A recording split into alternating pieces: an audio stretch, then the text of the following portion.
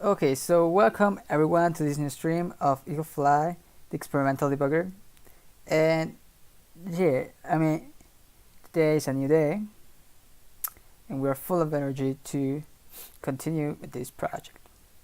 And as we stay on, as we kept for the last stream, we were doing, if I remember,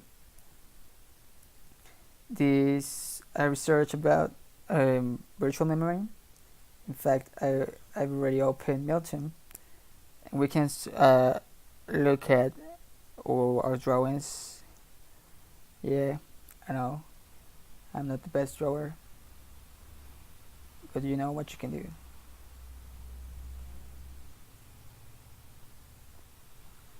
So yeah,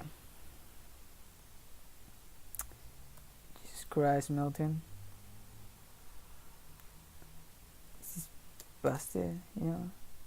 I want to move myself.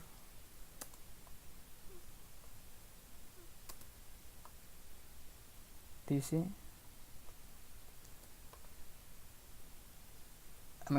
It's kind of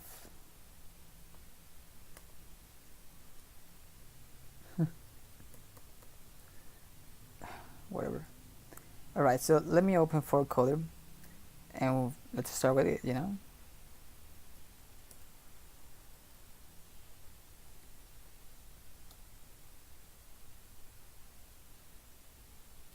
Close this, and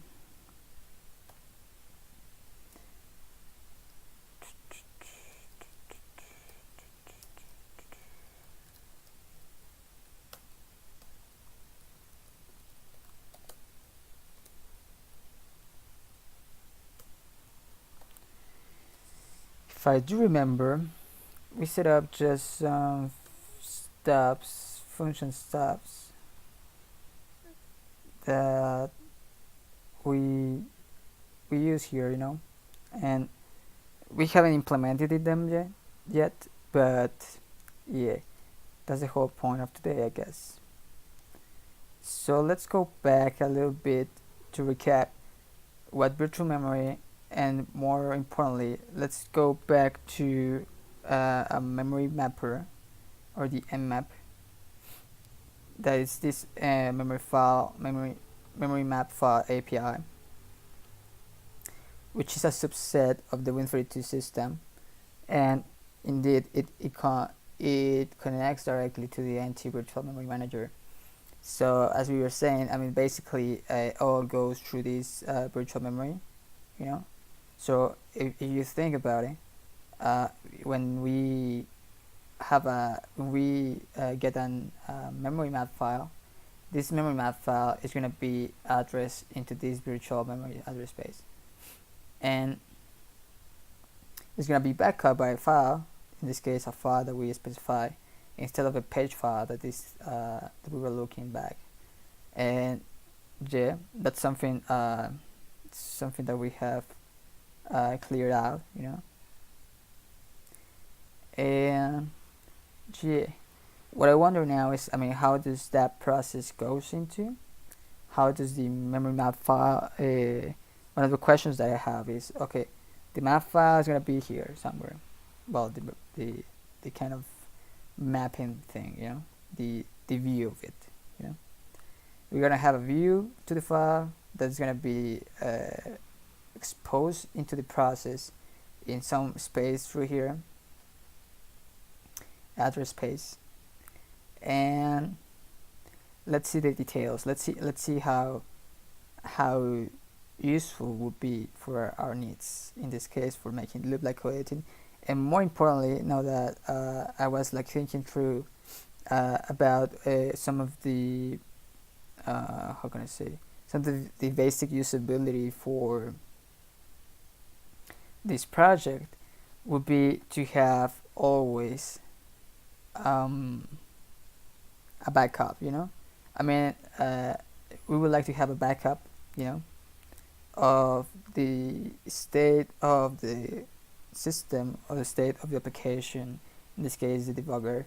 That could be anything. It could be rather it can be the watch windows or the system breakpoints or anything that in the debugger lets you to to use from. We would like that to be backed up, so that whenever you close sorry, you close the application, whenever you open it, you will have the state being backed up and being loaded back without you from being to worry about what happened, or rather if the system crash. I don't know. I mean, we have to handle a lot of stuff that has to be about usability for the debugger. In this case, it would be nice if we have some way to back up all the system memory.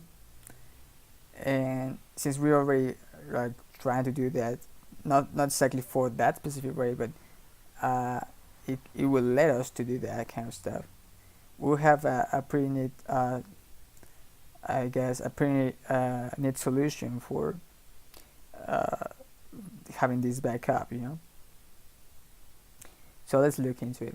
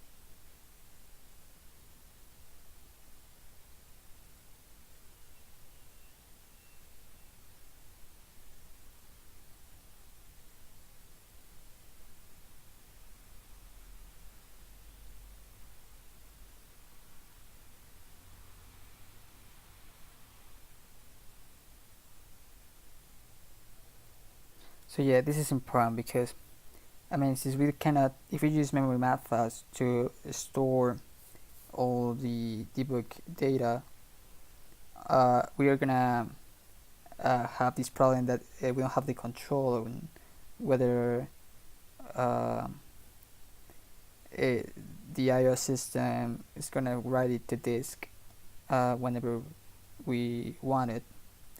And I mean, we could use this like flash view file if we needed to, which I don't know if we have to. I mean, for the cases that I already explained, that probably the use cases for this map file thing, we especially just for backup and for reloading, and most of the time, yeah, the backup thing or the just most of the time, it would need, I don't know, but it depends. I mean, the two use cases would be when we close the application, the memory map file gets written out to disk, and whenever it crashes, uh, the system should, in a certain way, to manage this thing, So well, probably not the system, but the application, I guess.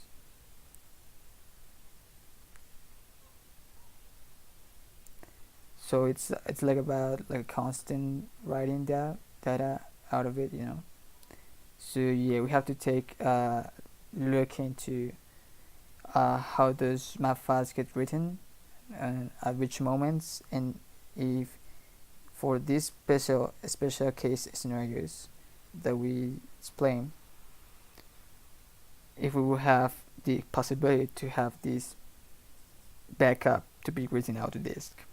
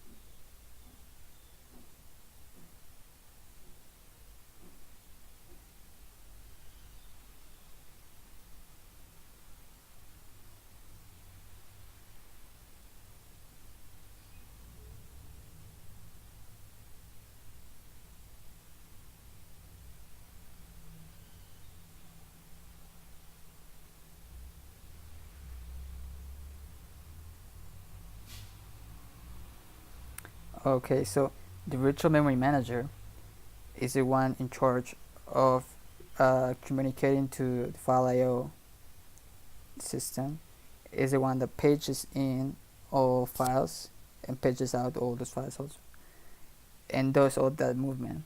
So basically something like this, like in this chart that we have here. Oh, well, so it has it here.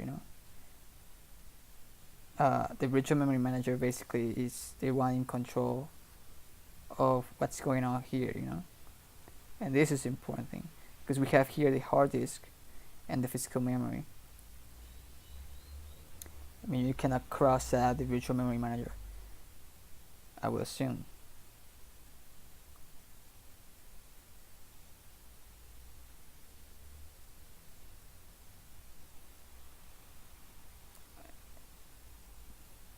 So yeah, I mean, basically we had to have a dialogue with the virtual memory manager on how do we want to address this.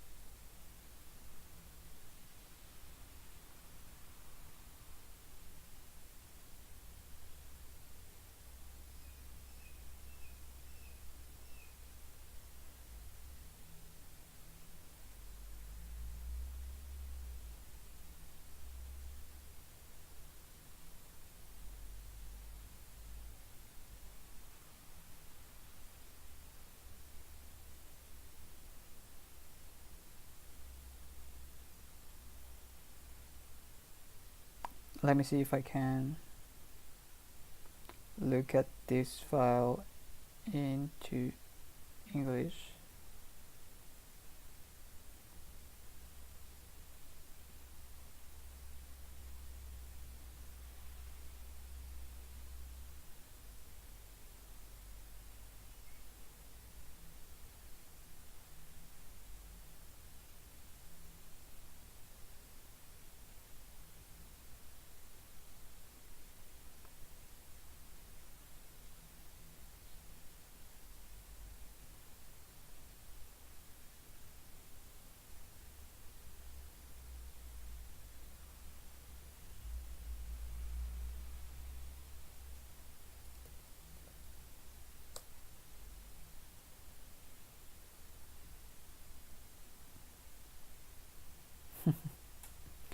Awesome.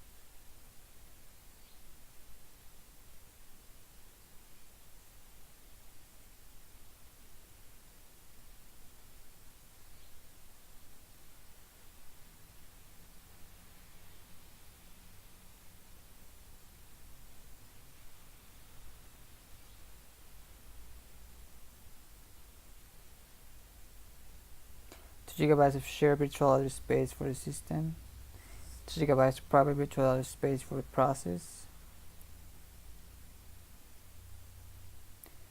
660 megs.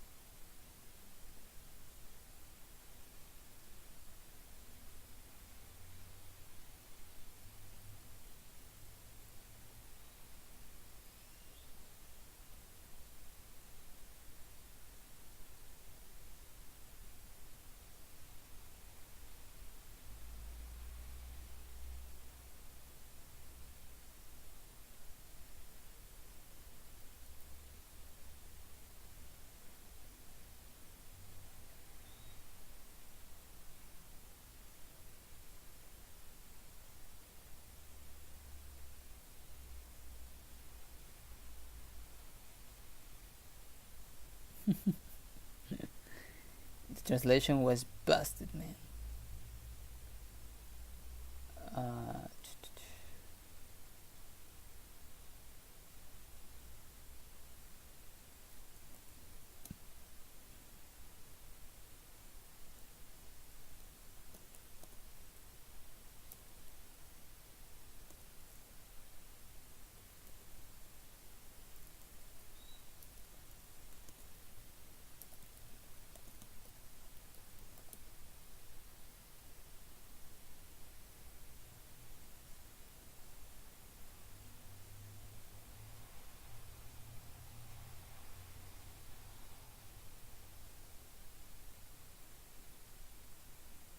can be the page table.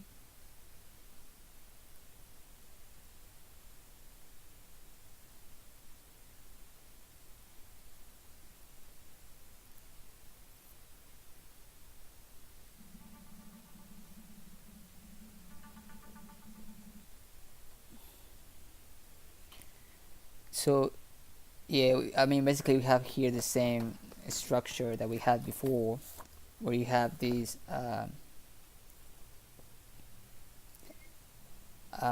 and here at least here we can see the way that the data grows, you know, like we have the data and the stack growing in different directions, you know, going up from the limits, that this is the limit in the upper part and the limit on the first part, and I will assume that this is the opcode and this is the, it can be globals or something, or reserved for the system, and it goes like this.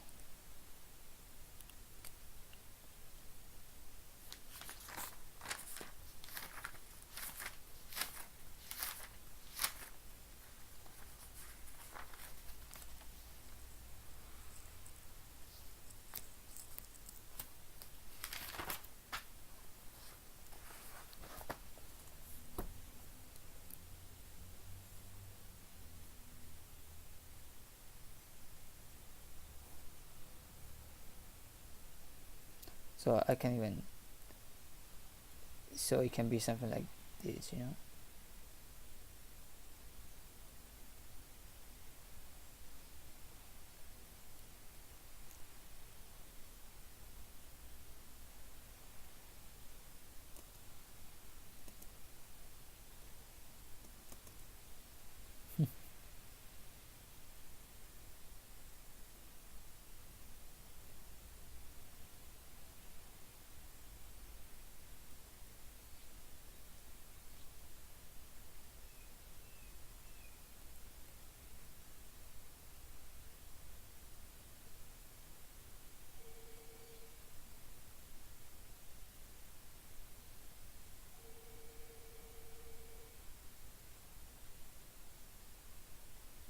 So as always we have the boundaries here, and it depends, you know, I mean probably this is we have to dig a little bit more because we don't know if this is the specific. I mean, this is just an image that I saw, but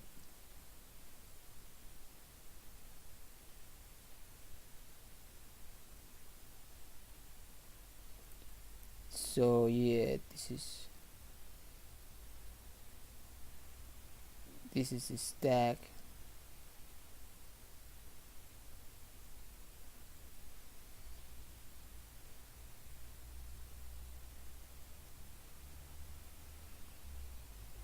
And this is, I mean, you can call it a heap, I guess.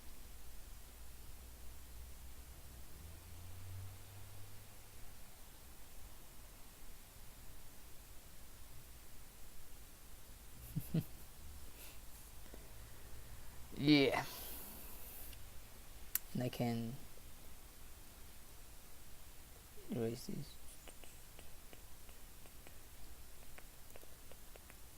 All right, and the page table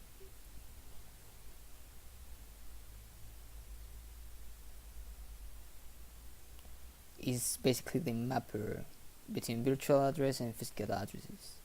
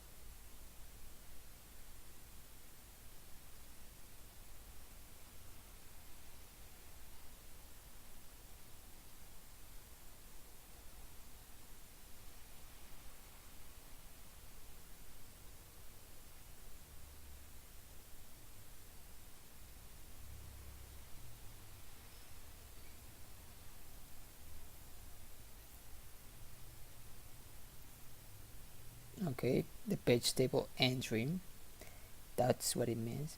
So you can see here you have the virtual, then the translation look-aside buffer. If it's there, the address you can it will directly be mapped to the physical address.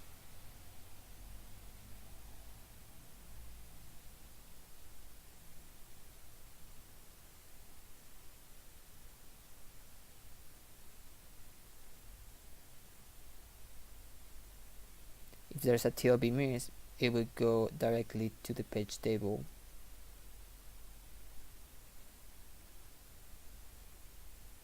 And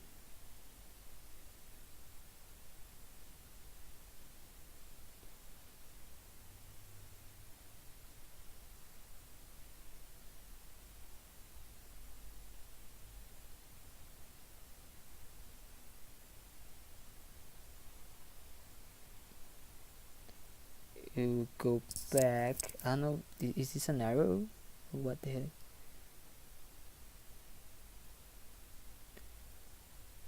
Or it writes to it, then it comes back to TLB.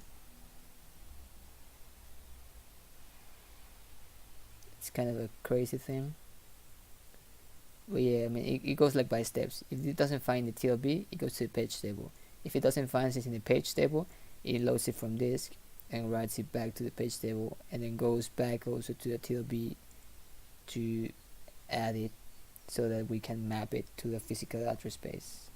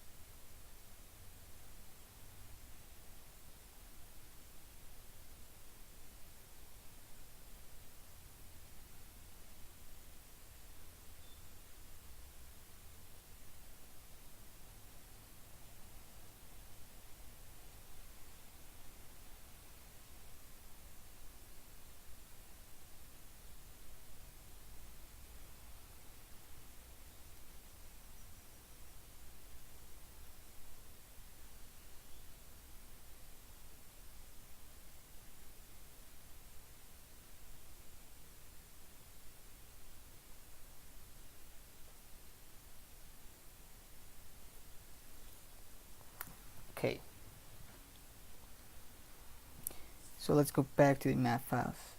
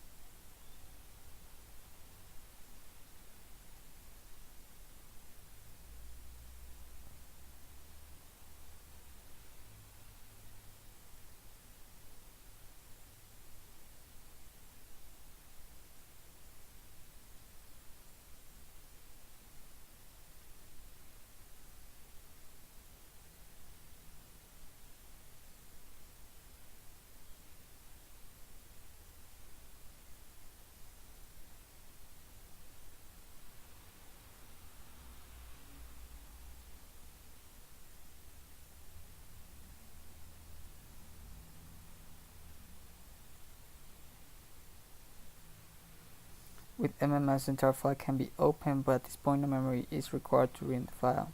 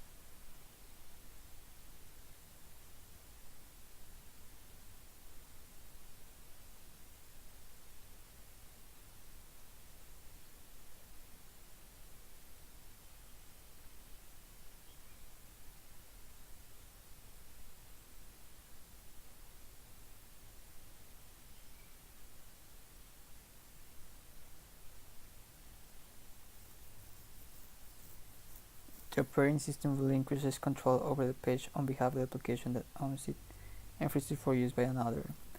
When that page becomes needed again, it is reread from the executable file on disk. This call back in the memory with a file, in this case the executable file. Similarly, when a process stores, pages of memory are used to store static and dynamic data for that application.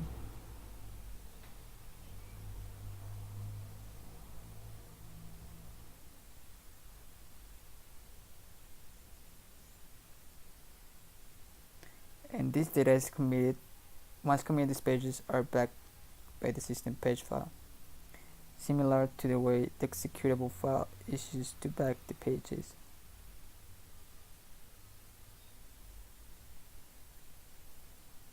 Of code. Figure 2 is a graphical representation of how pages are coded.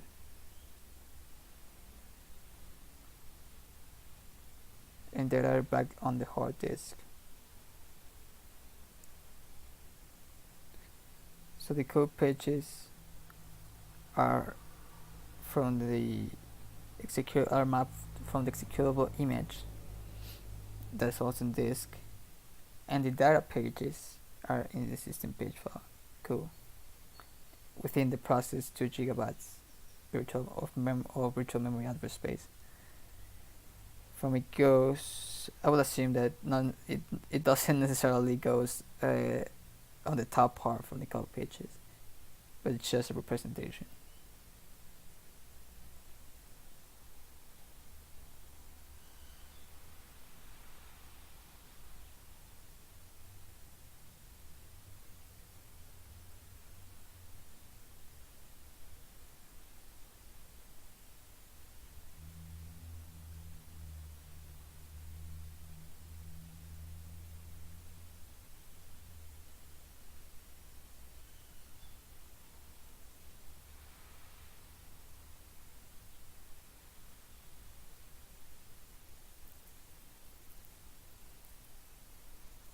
So basically the executable module is the one that backs up all memory, all code that gets running into the process.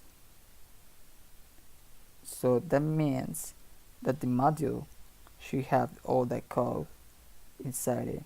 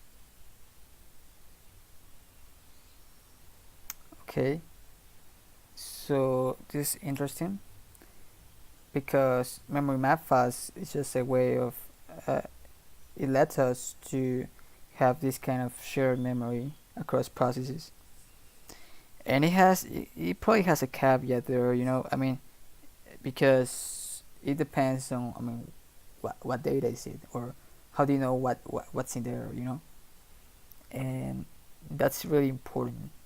I mean, at least we know that we have a mechanism to share that is a little bit, I don't know if it's totally secure. I need to look a little bit more into it, but yeah.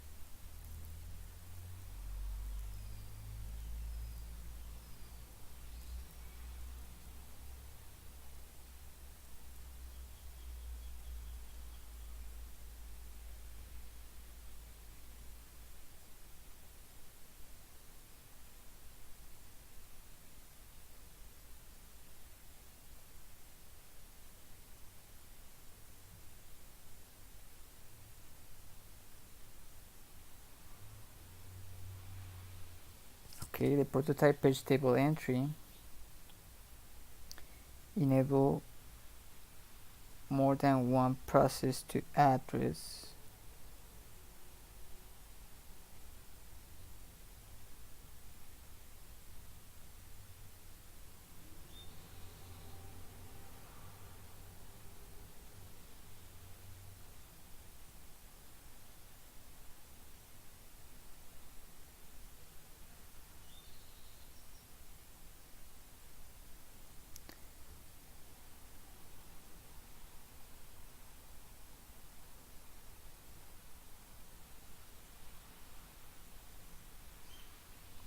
This way, processes can share data and still exist on a secure operating system. Figure 4 indicates how PPTs are used in Windows NT's virtualization scheme.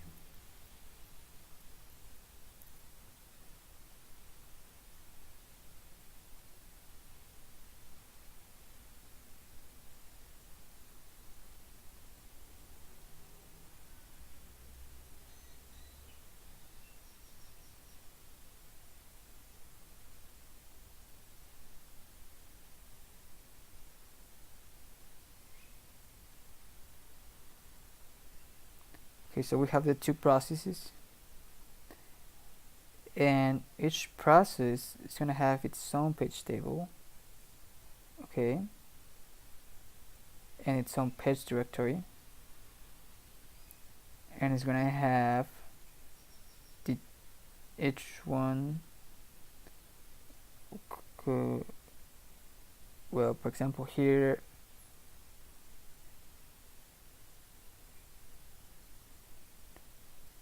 one process has two code pages and one data page, and the other has one code and one data, and you want to share some data across the processes, and this thing uses a PPT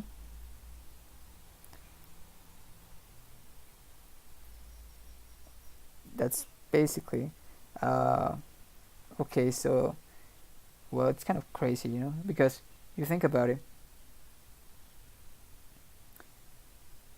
I mean, this page table entry basically is, I mean, a page table has an entry to a data and a code, and what Windows does is has this kind of identifier to tell, oh, I mean, I have this prototype of a page table entry that maps to a shared data. That's all it is. So it's just a way so that the page table identifies, oh, this thing is identified, but this thing is shared, be careful with this. This thing is shared, be careful. And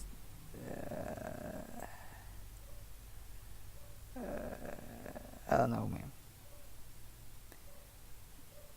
But alright. So this is one way, and this is one way to do this kind of mapping, this kind of shared data page. Which it's not necessarily that we need to share data. In the sense that how can I say? We need data from the process, but we don't need to share the data. We don't need, like, how can I say? We just need a simple one route go. Let me write. We can go back to the one we were doing before. Let me go.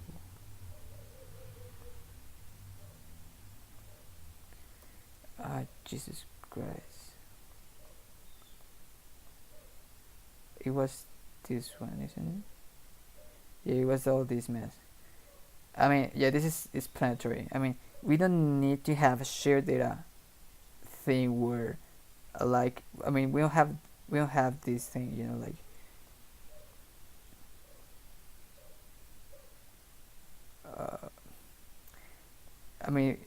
if we can try to avoid to do this kind of whole round thing where the process, well, it still can do it to have the requests, but the data, we can have a copy of it. That's what I mean. Instead of having a shared data, we can have just a copy, so that the copy of the thing that lives, I don't know, here, like, the state of the process. Imagine, let's put an example. We want to know where the process is running. Yeah, we want to know where that is, and we get it somehow, and we set it back.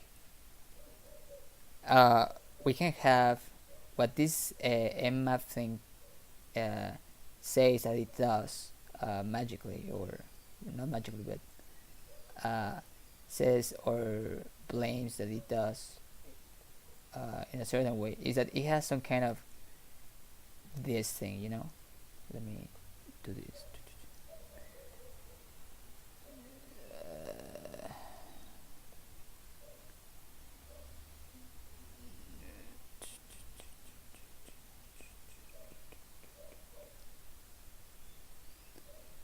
So this is the disk.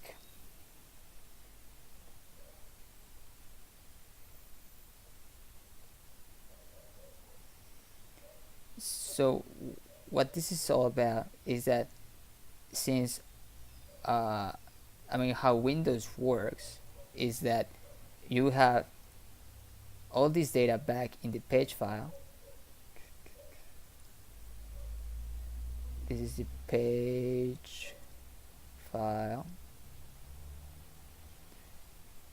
What we could do is to, instead of looking at here, we will look to the page file. We'll have this will have a view of it, and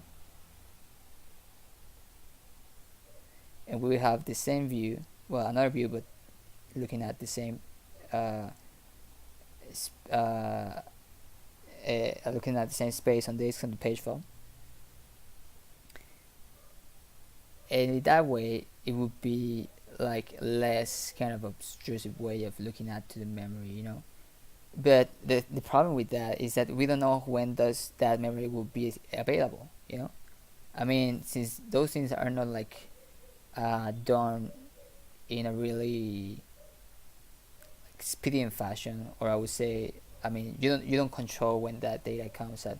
We cannot assume that the data is gonna be on disk at any moment, So the debugger cannot rely on looking at the page file view and saying, oh, here's the data of the process that I'm debugging. And that's the caveat. I mean, we cannot go that route, and the reason is because of that. So, because we want something that's safe. I mean, probably this is safe, but I'm not gonna say it. But we need something that's safe. We need something that it's real time, and by real time it means that it doesn't need this. It just injects itself into the process, and somehow it starts fetching data out from it, not mapping it from the disk itself. Because it did, I mean, uh, it will have this dependency that is not even useful for us. So that's important to differentiate and to mark up to see that it's not exactly what we want. As for the process of going on in the end, whoa, cool. I didn't know that you can do that. But you cannot do the moving, man. That drives me nuts, man.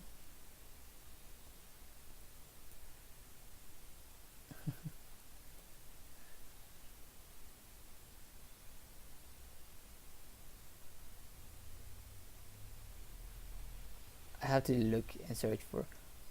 Yeah.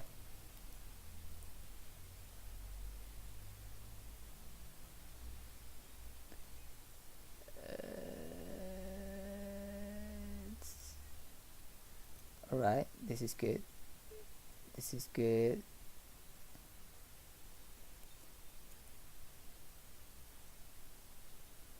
Look at that. Look at that. Look at that. Look at that. All right. We can see the maximum soon and the minimum.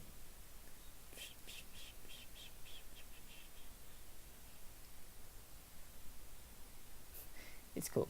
All right. Whatever. So let's go back into this.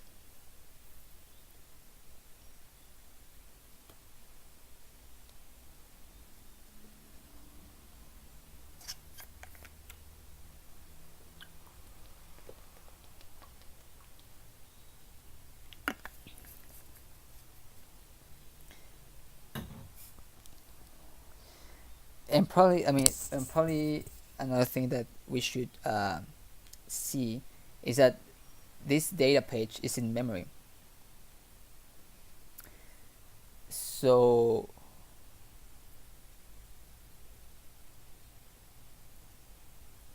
uh, uh, uh, uh, uh, so does that mean that that page is written dynamically? I mean, all the same views are paged on the same page file, in the same portion of the page file, and so this if uh, so that means that it's the same memory, I guess.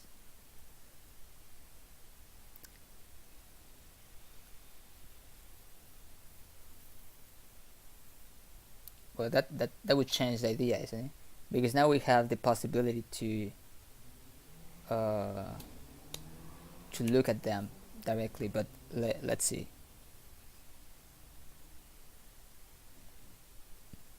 I'm sorry.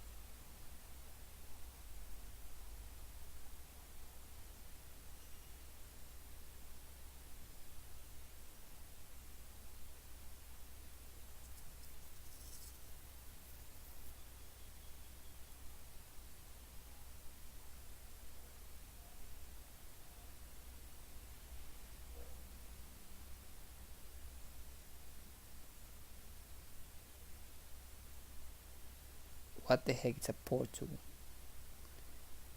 Port tool. Give me the port tool.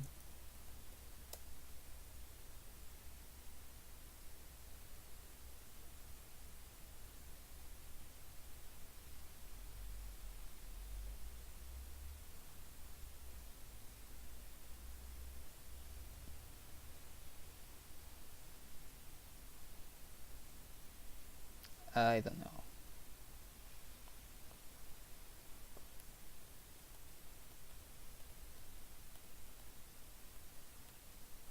Where? Oh my god, what happened? Here you go.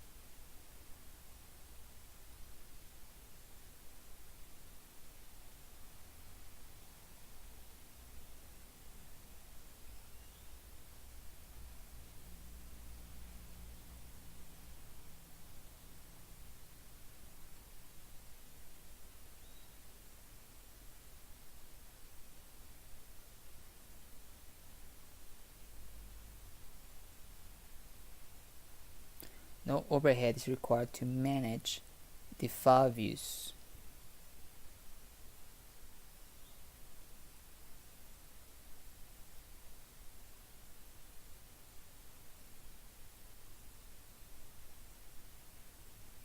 A memory map file.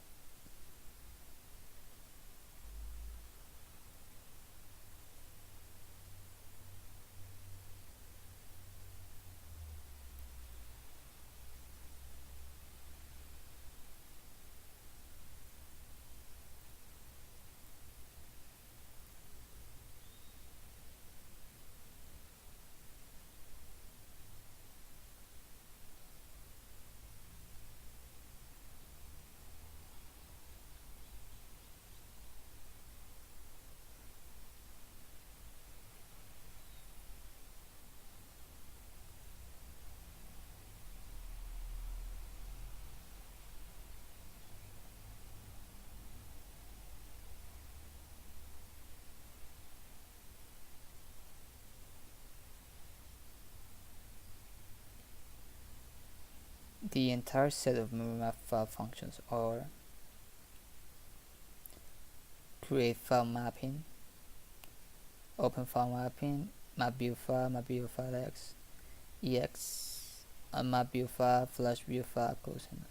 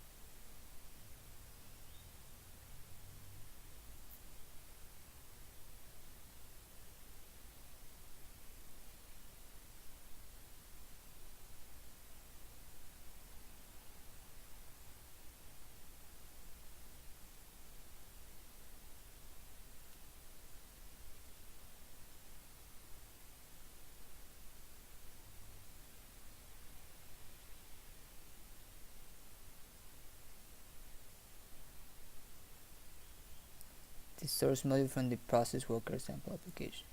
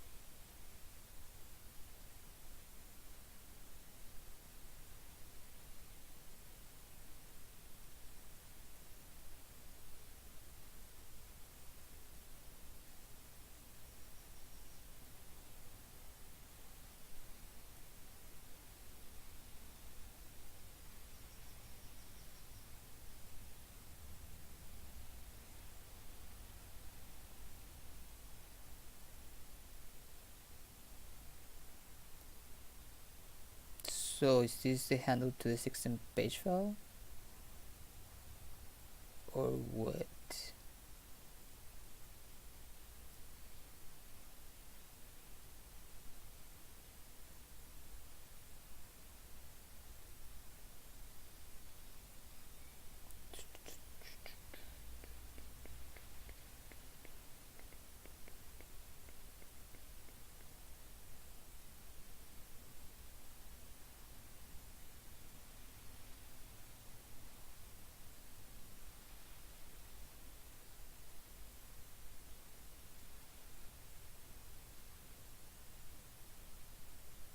Oh yeah, here it says.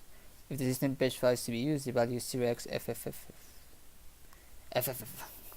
must be specified instead. The maximum value 4 billion something for a U32.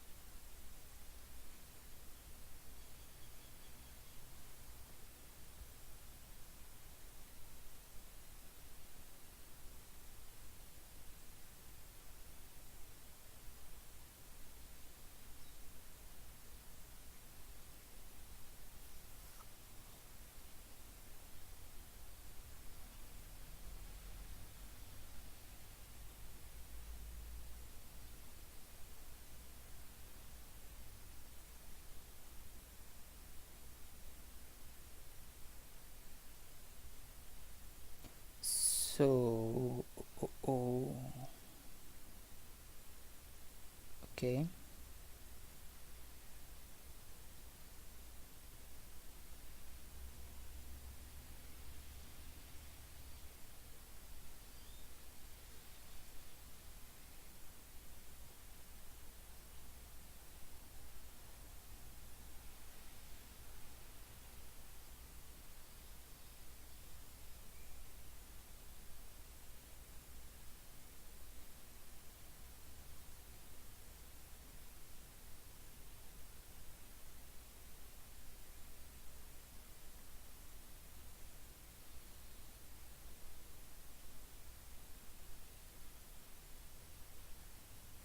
To give the MFF object a name in order to open a handle to an existing file mapping object.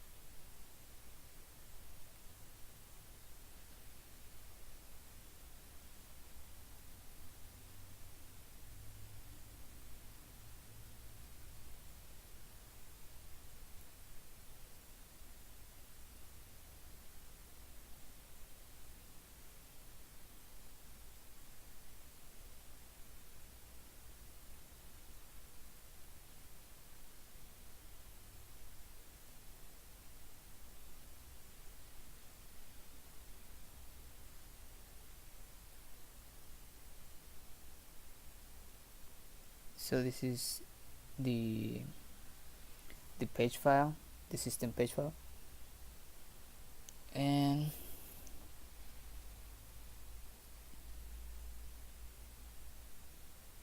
it's gonna be shared memory, page read write access with the whole size, I guess. I don't know, file size by 2. A file size times 2, and then the name. Okay, so we need the name.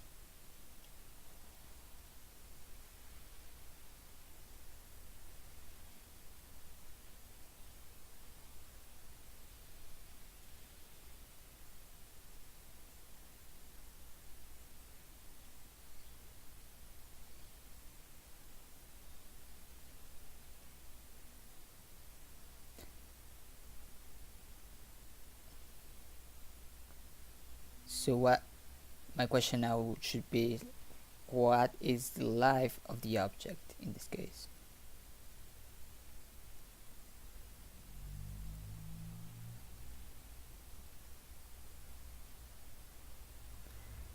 The sample port hub occurs in the DLL's initialization code is called every time a DLL gets attached to another process. The first time it is called, the open file mapping function fails because the object does not already exist. The logic then continues execution until it reaches the create file mapping function, and it is there that the object is first created.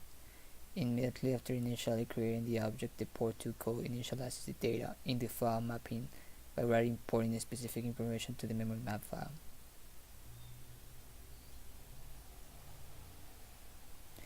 The memory map file is created with the page rewrite rotation or second close to the DLL's initialization function result in the open file mapping successfully returning a valid object handle. This way the DLL does not need to keep track of which process is the first to touch the DLL.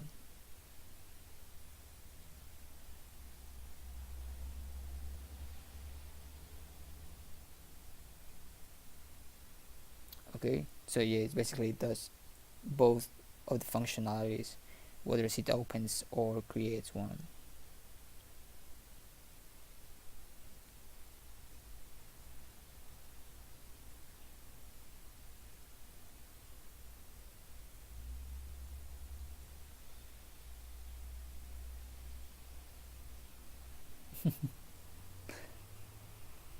So you just see, I mean, this can be whole bananas. I mean, in the sense that if you don't have control of what you do with your DLL, I mean, in the sense that I mean, because you can do basically anything with that. I mean, you can create threads, you can join other DLLs from the same DLL that you're joining to the current process. So yeah, you have to be really careful. We have to be really careful about what's going on and what kind of processes we should debug. I mean, we have to have this kind of robust and simple control of what's going on specifically for the same process, because the process itself can be creating processes, and we have to know that those things are happening and prevent from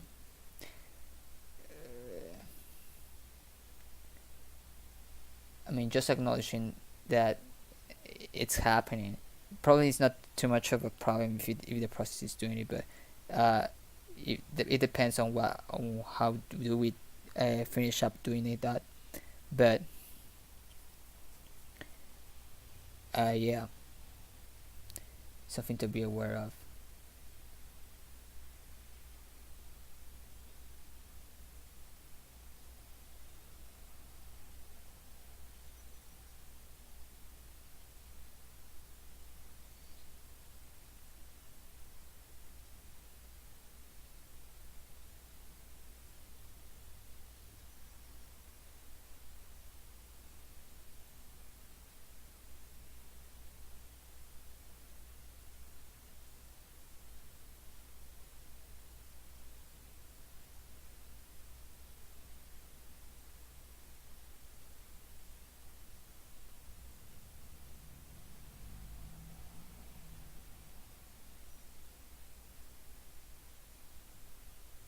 do that for every process that attaches to the DLL. The object name is retrieved from this same source as string from the DLL's resource string table.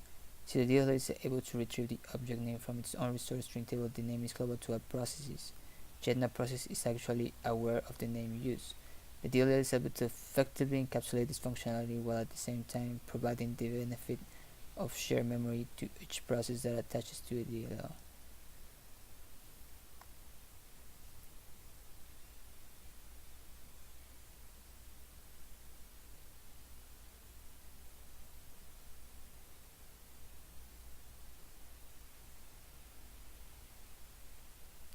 But I mean, how do you know that the process is not gonna use it? You know, and that's something also really important.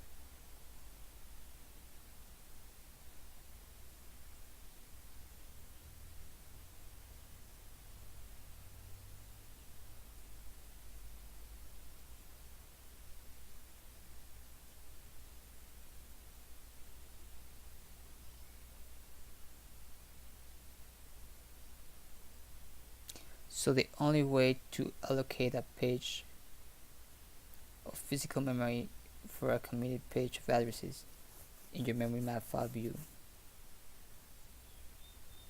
is to generate a page file for that page.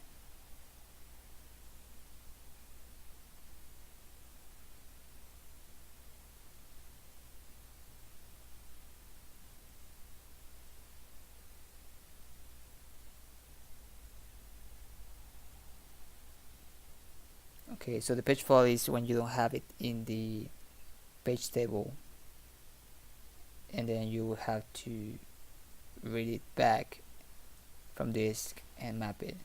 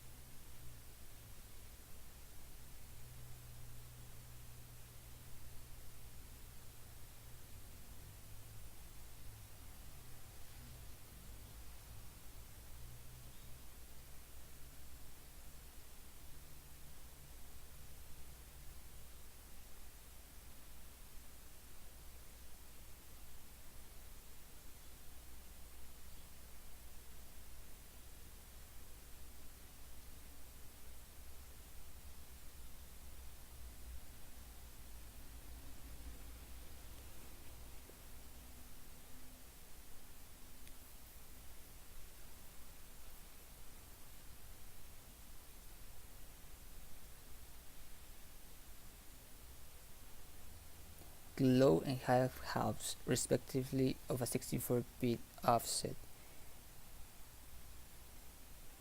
into the memory map file. From the start of the memory map file is where the view is to begin. The final parameter indicates how much of the file is to be viewed. This parameter can be set to 0, indicate that the entire file is to be mapped.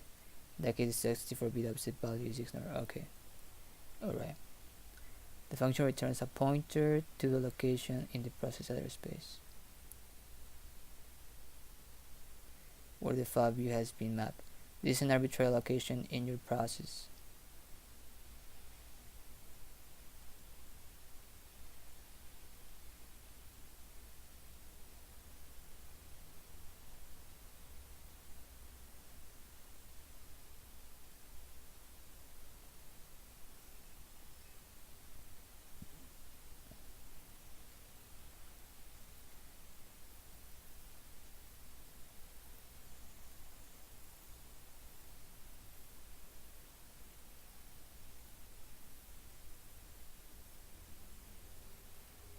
MapViewFileEx function provides this capability. This function simply adds an additional parameter.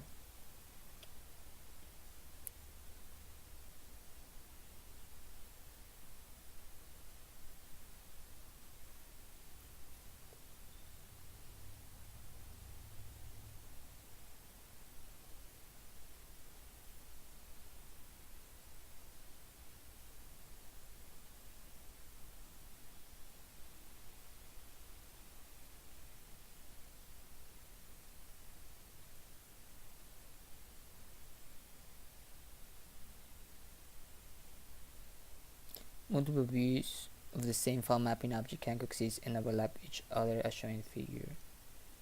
Alright, so it's bananas. It's bananas.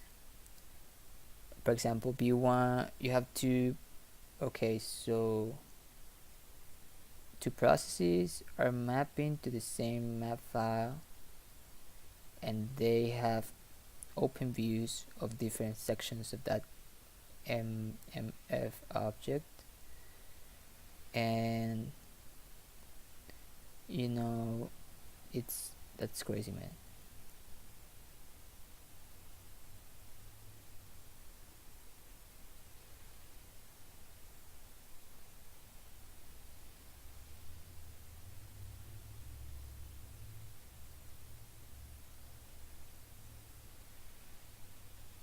Notice that multiple views of a memory map file can overlap, regardless of what process maps them. In a single process with overlapping views, you simply end up with two or more virtual addresses in a process that refer to the same location. Okay, so it's like aliasing, pointer aliasing there. So it's possible to have several PTEs referencing page table entries referencing the same page frame. Remember, each page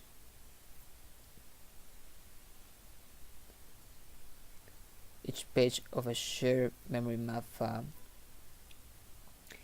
by only one physical page of memory. To view that page of memory, a person needs a page directory and a page directory entry and a page table entry to reference the page frame. Okay.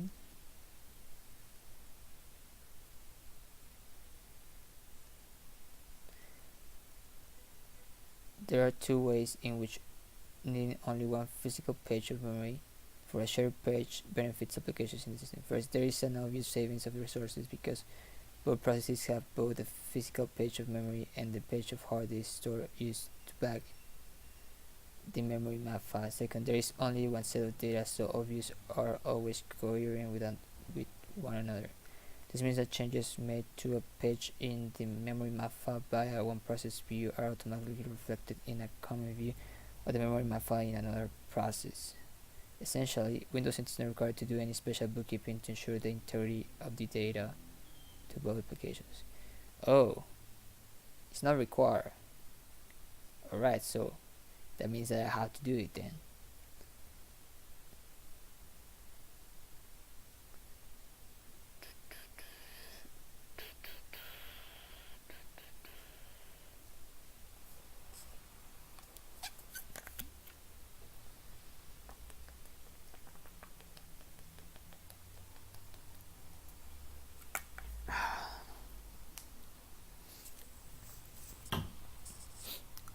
Alright, alright.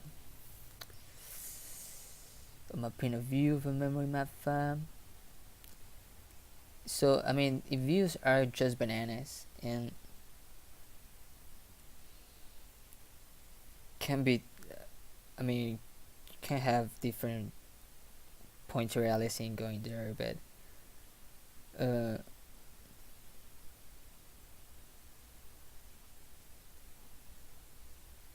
well, it depends. Since it's, I mean, we don't need all this, but it's good to know that's there.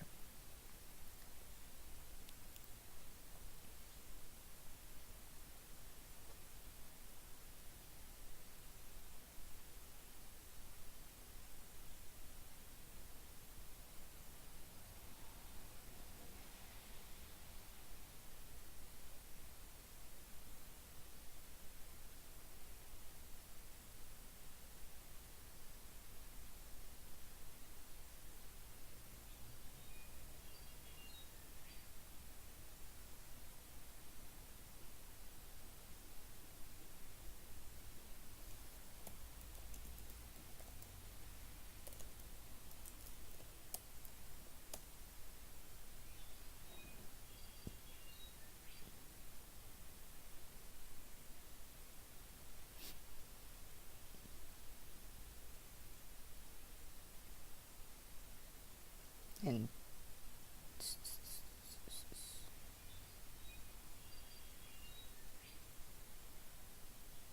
we got an image, isn't it? It was this one, yeah. Well, here's not the page directory, but this is a page table.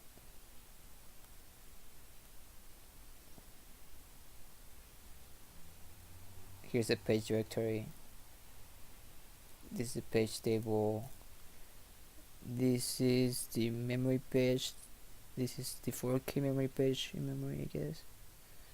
This is a 32-bit pointer entry to the page table that references the memory page. And this is a page directory.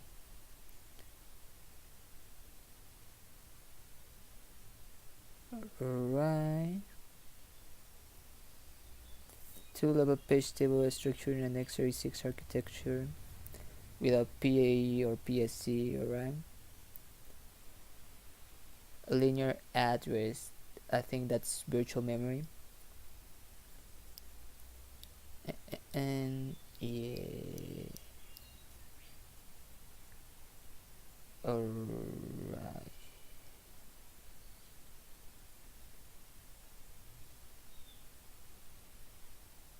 Multi-level page table.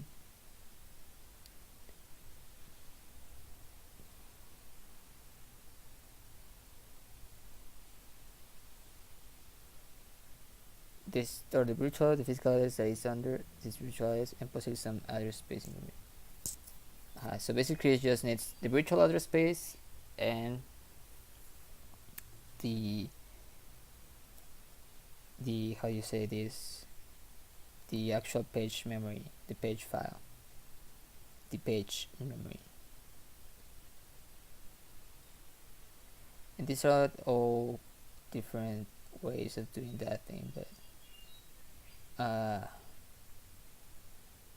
we have to focus more on, I mean, just I need a view, I need a view. I want the whole picture, but later we can see to dig a little bit more on how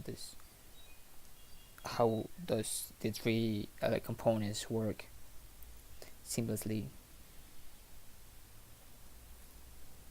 Alright, but yeah, I mean, what I can see here, I mean, I'm not totally sure, of course, but I mean, the page directory is the one that we use for, or the system uses for mapping addresses to the page table, and then the page table uses them to address to a specific page in memory, I guess.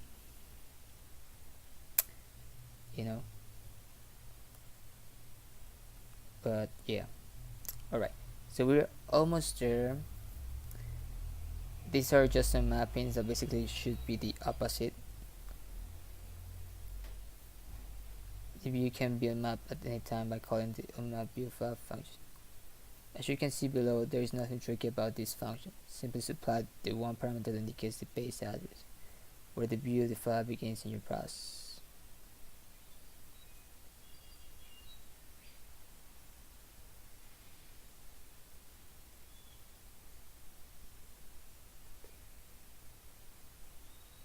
Alright.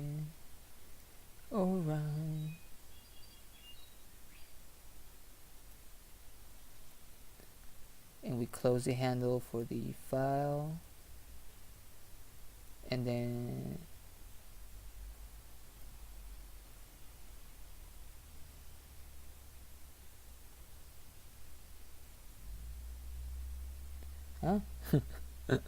but what about mapping two identical views of the same memory map file?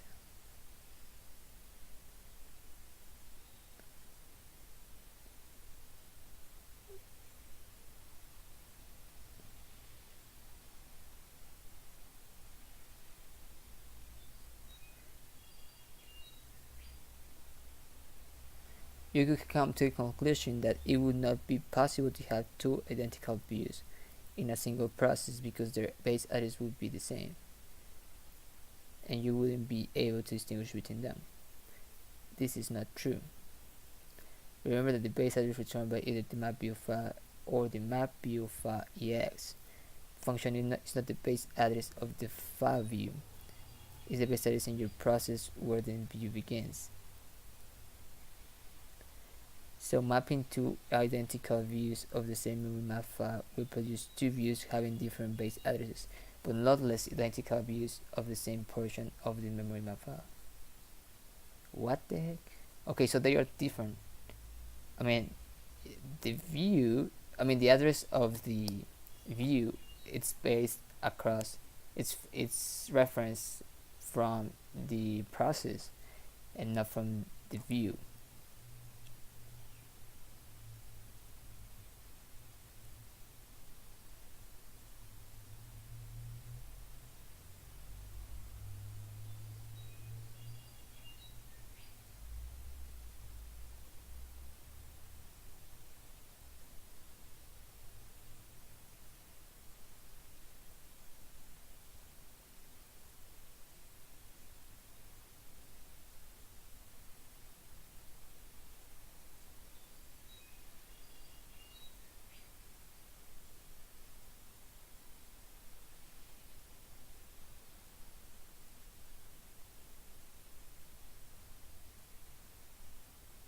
The point of this little exercise is to emphasize that every view of a single memory map file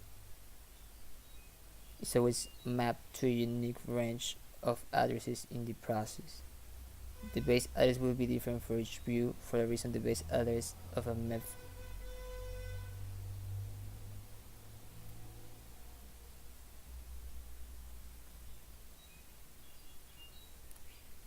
Okay, so they are exclusive. They cannot point to the same base address on the process, which is fine. I mean, we don't need two of them. So what should, I mean, we can test that. I mean, what could happen if we do that specific thing, like mapping two views of the same file, of the same map view, of the same MMF.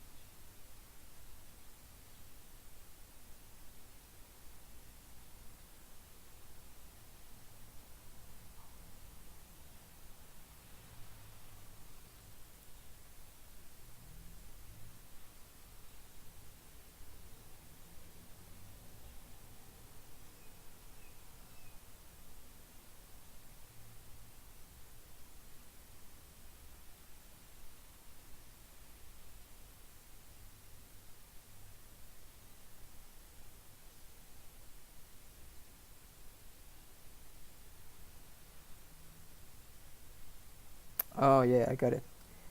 Yeah, so the views will be stored on the base address with different virtual address spaces in the process, but they will be mapped to the same part. They can be mapped to the same part of the file that we are mapping onto. Yeah, totally true.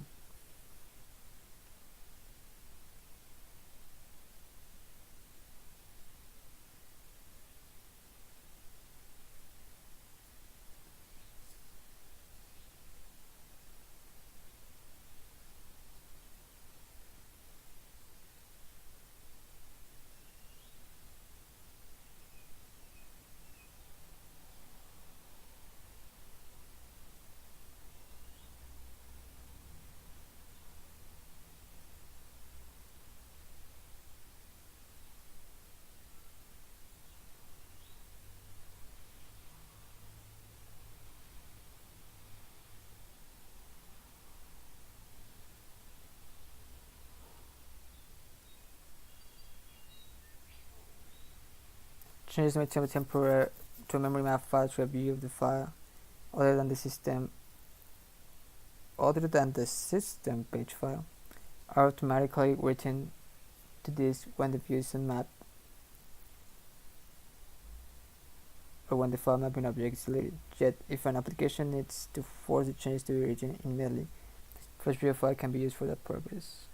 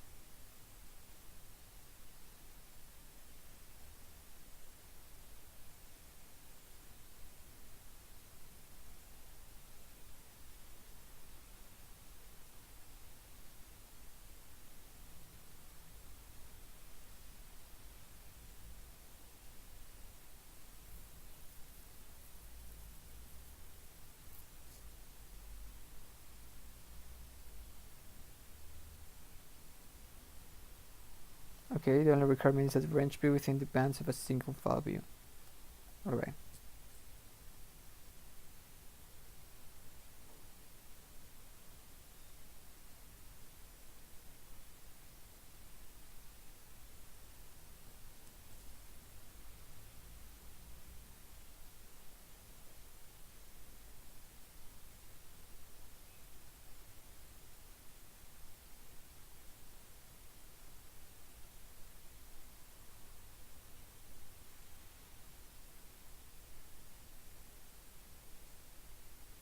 It's not necessary to map all views of the memory map file object before closing the object. As mentioned before above, jury pages are written to this before the object is free.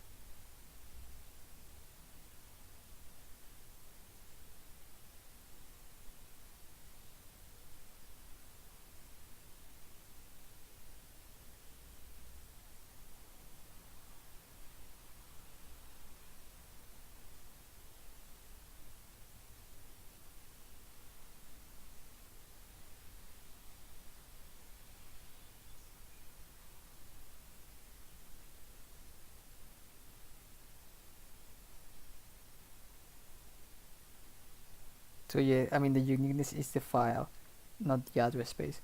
The address space, they are of the two processes are different, but they map to the same file, and that's the thing. So yeah, it's not what we need specifically.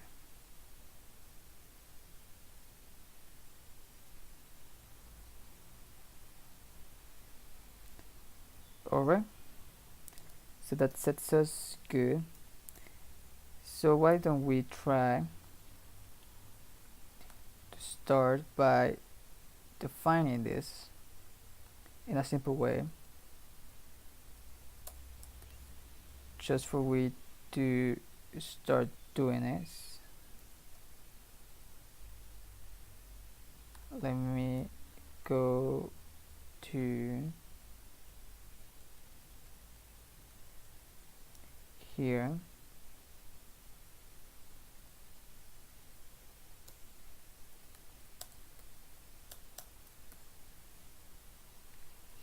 So for the case of loop like code 18, this would be fine. So we can try to do this.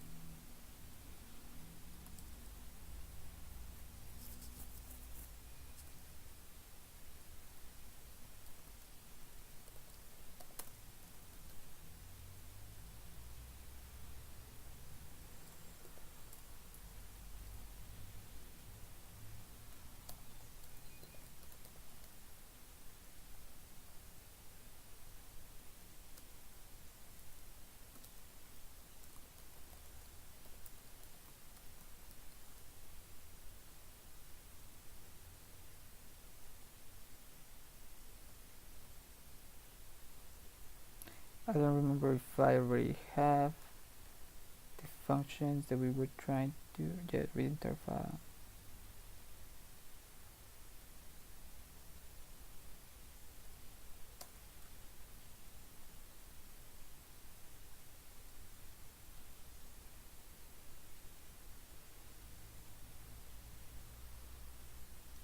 Which is not exactly what we want, but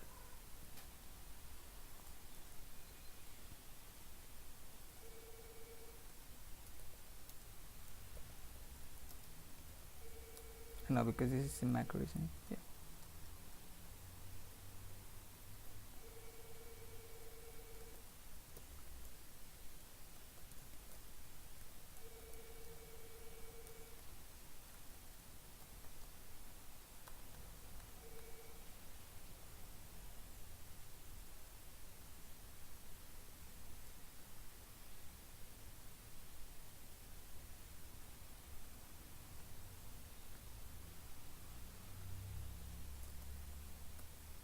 But since we are just gonna open it, we can do this.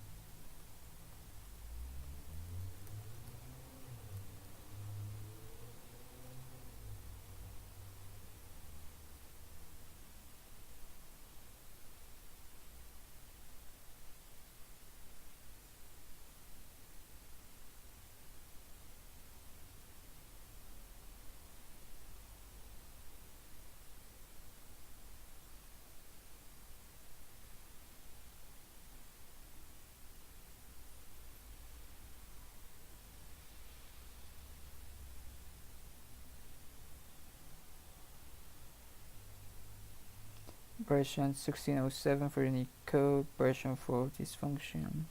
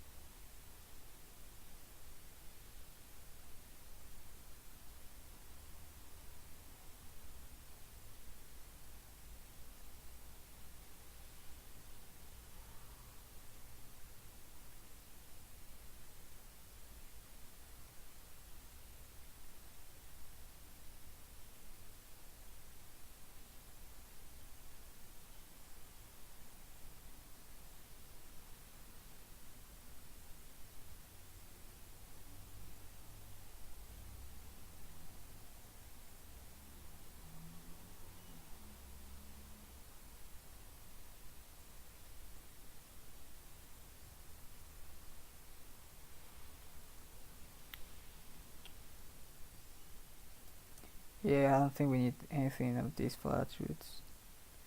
Which I don't know why does they have file attribute read only when you have the flags already set on the other parameter. File flag backup semantics, open no recall, bus 6.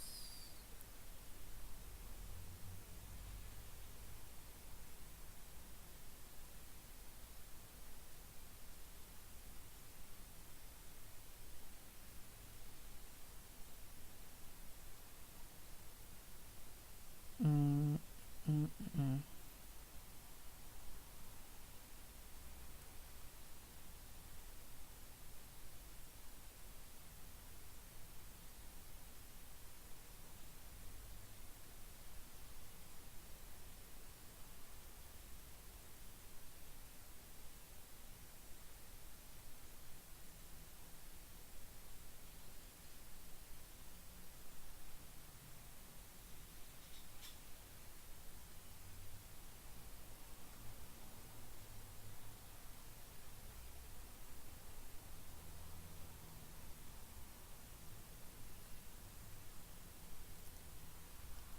Alright, so this is basically what we want.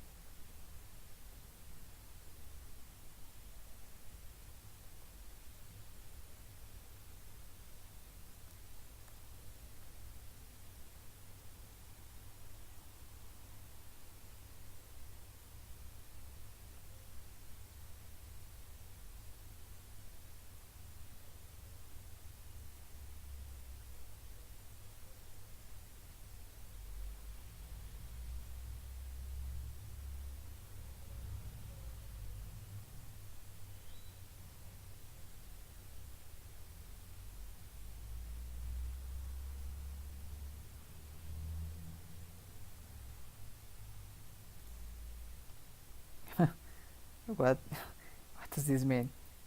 Before mapping attributes TBD.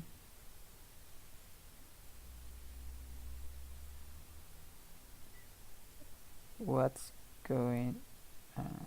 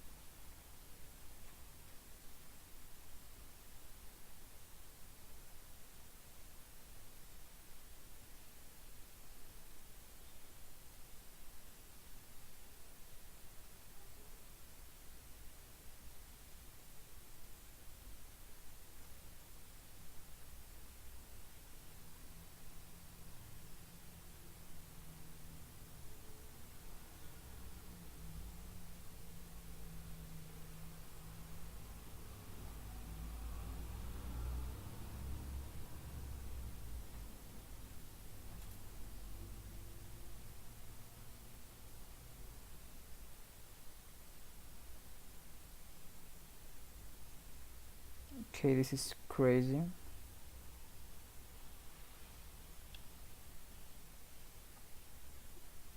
Uh, what should be here? File mapping.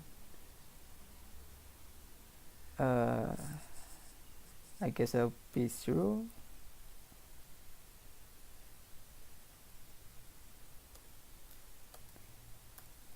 You know, if I protect,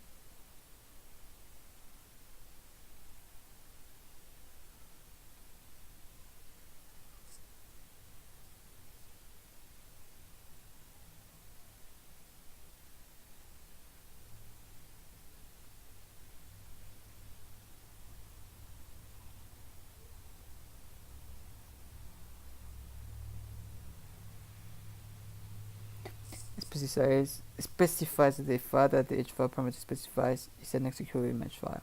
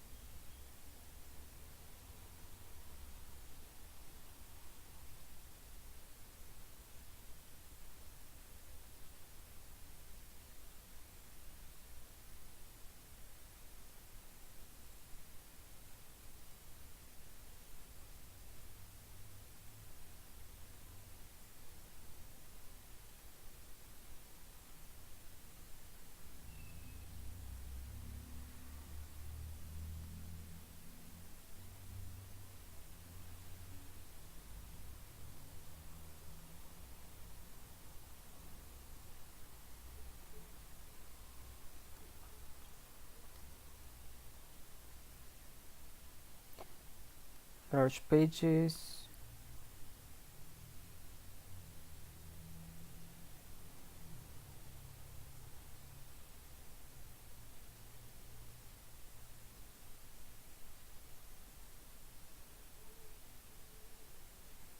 Okay, so yeah, we cannot use that large page functionality.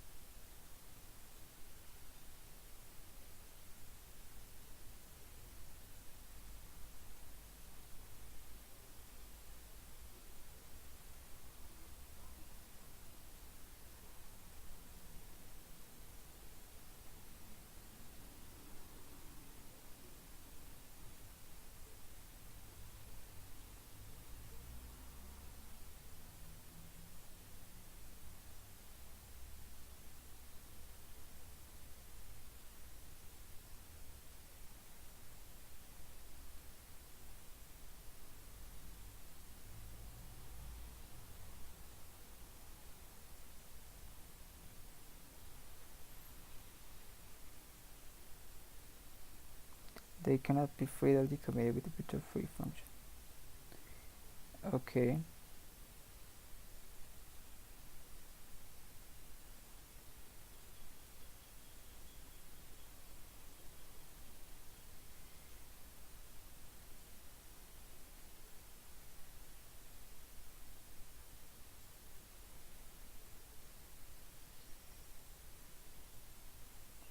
The higher the door of the maximum size file mapping option. Is this parameter and the W maximum size are 0? The maximum size of the file mapping object is equal to the current size of the file that each file identifies.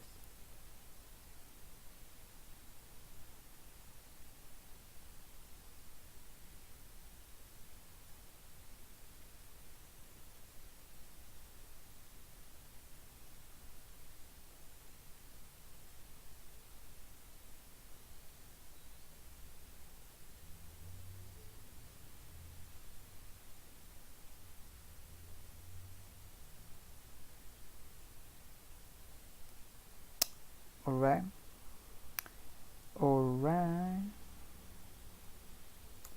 So this has to be 0.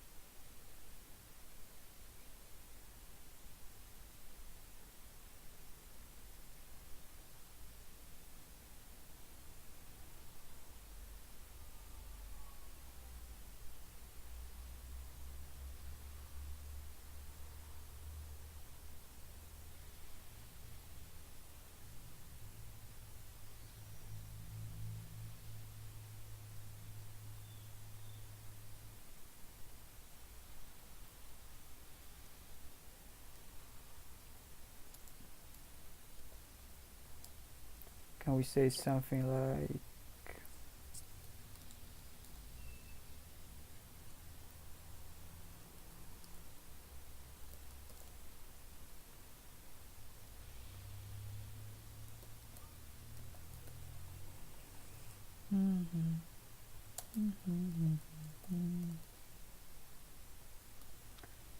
you know what I mean?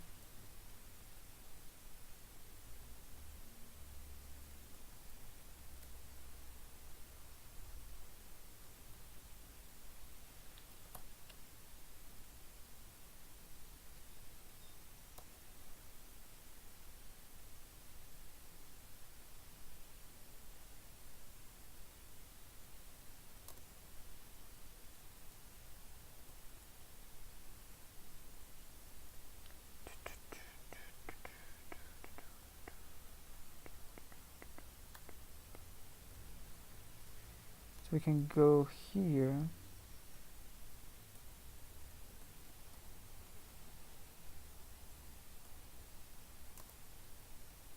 and do something similar to this.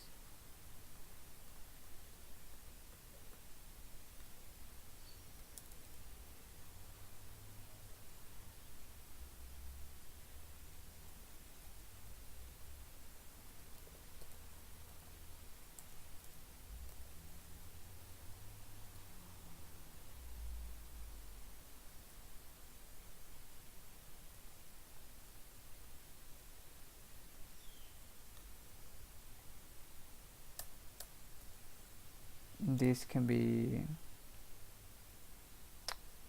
I don't know.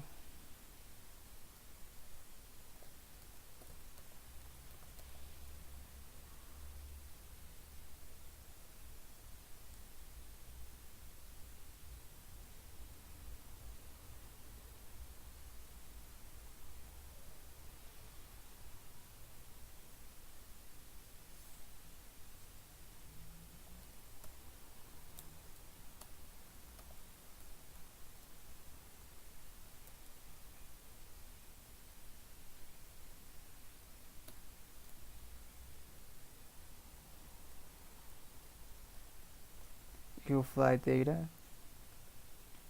You know what I mean? You know what I mean.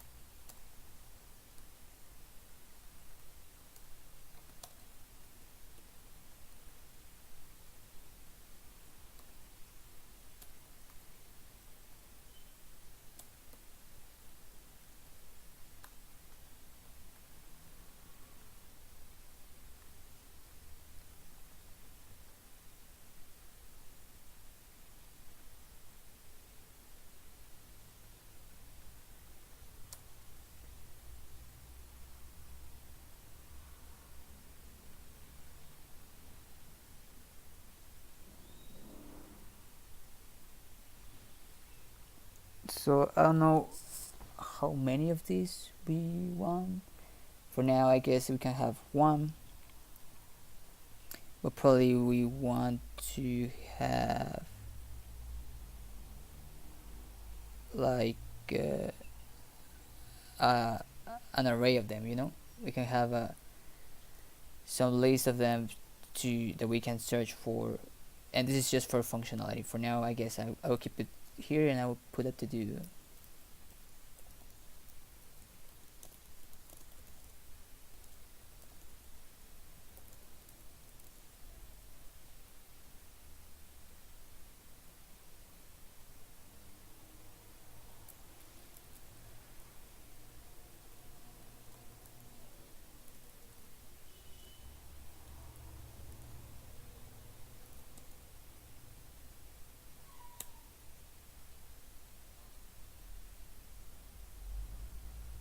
Debug data full path.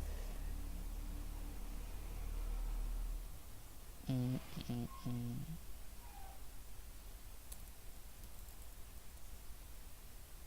mm. Do you mean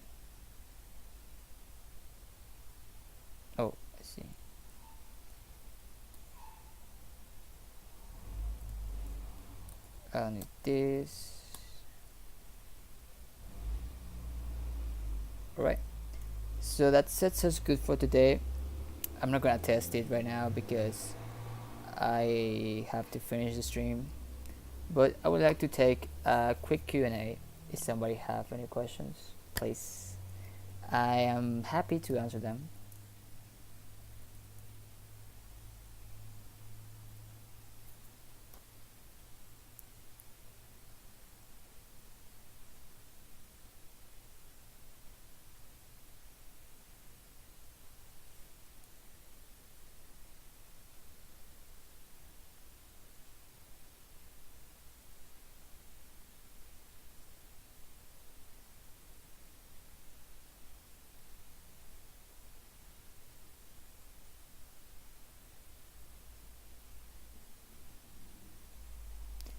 No questions?